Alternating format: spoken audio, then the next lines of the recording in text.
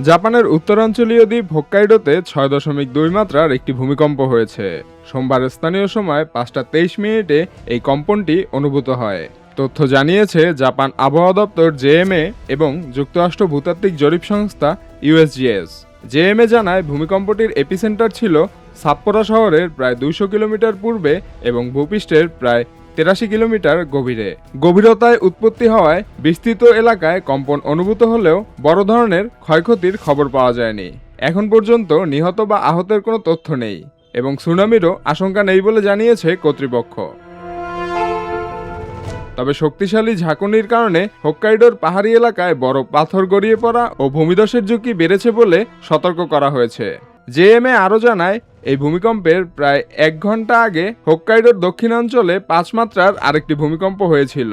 পাশাপাশি সামনের সপ্তাহে একই ধরনের শক্তিশালী ভূমিকম্প হওয়ার আশঙ্কার কথাও উল্লেখ করা হয়েছে। এর আগে গত সপ্তাহের সোমবার হোক্কাইডোর আইওয়াতে এলাকায় 7.7 মাত্রা শক্তিশালী ভূমিকম্প হয়েছিল, যার কম্পন শত শত মাইল দূরে রাজধানী টোকিওতেও অনুভূত হয়। ওই ঘটনায় অন্তত 6 জন আহত হয়েছিলেন। ভৌগোলিক অবস্থানের কারণে জাপান প্রশান্ত মহাসাগরীয় রিং অফ ফায়ার অঞ্চলে অবস্থিত, ফলে দেশটিতে ভূমিকম্প একটি নিয়মিত প্রাকৃতিক দুর্যোগ। প্রায় 12,50,00,000 মানুষের এই দেশে গড়ে 1500টি ভূমিকম্প হয়ে থাকে। বিশ্বে মোট ভূমিকম্পের প্রায় 18% ঘটে জাপানে।